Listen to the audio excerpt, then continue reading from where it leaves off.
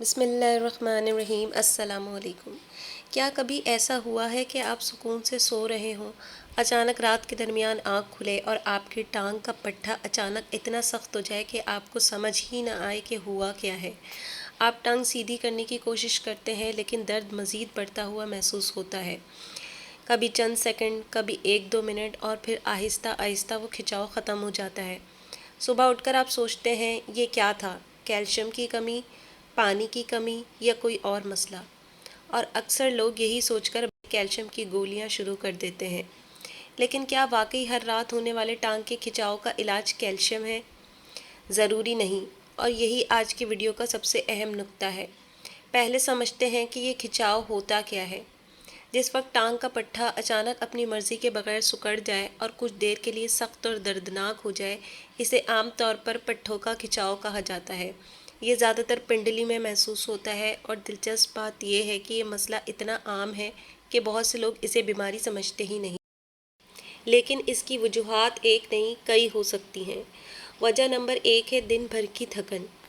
ذرا سوچیں، اگر آپ نے پورا دن بہت زیادہ چل پھر کر گزارا، سیڑھیاں بہت چڑھیں، ورزش کی، یا ٹانگوں کے پٹھوں پر معمول سے زیادہ دباؤ پڑا، تو رات کو یہی پٹھے آرام کے وقت اچانک کھچاؤ کا شکار ہو سکتے ہیں۔ یعنی کبھی مسئلہ یہ نہیں ہوتا کہ آپ کے جسم میں کوئی خطرناک بیماری ہے، بلکہ آپ کی ٹانگ شاید صرف یہ کہہ رہی ہوتی ہے، آج مجھ سے کچھ زیادہ ہی کام لے لیا۔ وجہ نمبر 2 ہے پانی کی کمی۔ اب یہاں ایک بہت عام بات آتی ہے، خاص طور پر گرمی میں ہمیں پسینہ آتا ہے، جسم سے پانی نکلتا ہے، اور اگر پانی کی مقدار مناسب نہ ہو تو جسم کے اندر کئی چیزوں کا توازن متاثر ہو سکتا ہے۔ کچھ لوگوں میں اس کے ساتھ پٹھوں کے کھچاؤ کی شکایت بھی ہو سکتی ہے۔ لیکن یہاں ایک غلط فہمی دور کرنا بہت ضروری ہے۔ ہر ٹانگ کا کھچاؤ صرف پانی کی کمی کی وجہ سے بھی نہیں ہوتا، اس لیے ہر بار صرف زیادہ پانی پینا ہی مکمل حل نہیں۔ اصل وجہ جاننا ضروری ہے۔ وجہ نمبر 3 ہے جسم میں بعض نمکیات کا عدم توازن۔ ہمارے جسم کو صرف پانی ہی نہیں چاہیے، جسم کے معمول کے کام کے لیے مختلف معدنیات اور نمکیات کا مناسب توازن بھی ضروری ہوتا ہے۔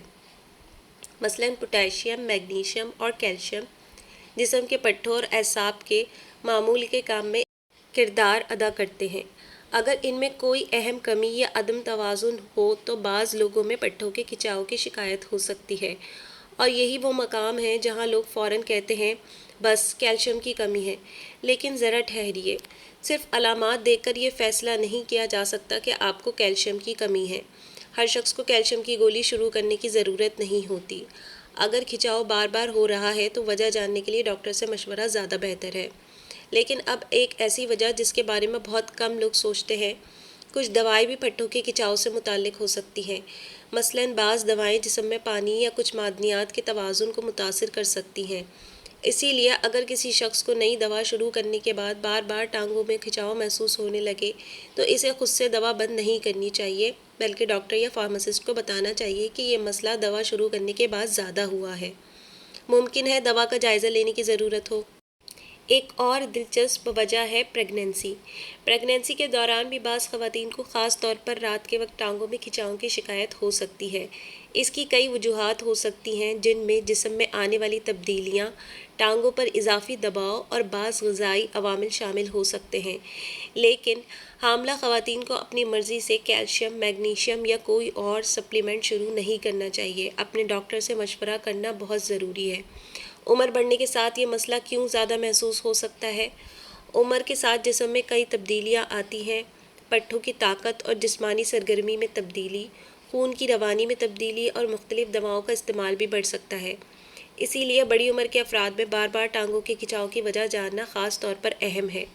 اب سب سے اہم حصہ، اب فرض کریں کہ آپ کو کبھی کبھار رات کو ٹانگ میں کھچاؤ پڑتا ہے، کچھ دیر بعد ختم ہو جاتا ہے اور پھر آپ بالکل ٹھیک ہو جاتے ہیں۔ تو اکثر صورتوں میں یہ فوری خطرے کی علامت نہیں ہوتا۔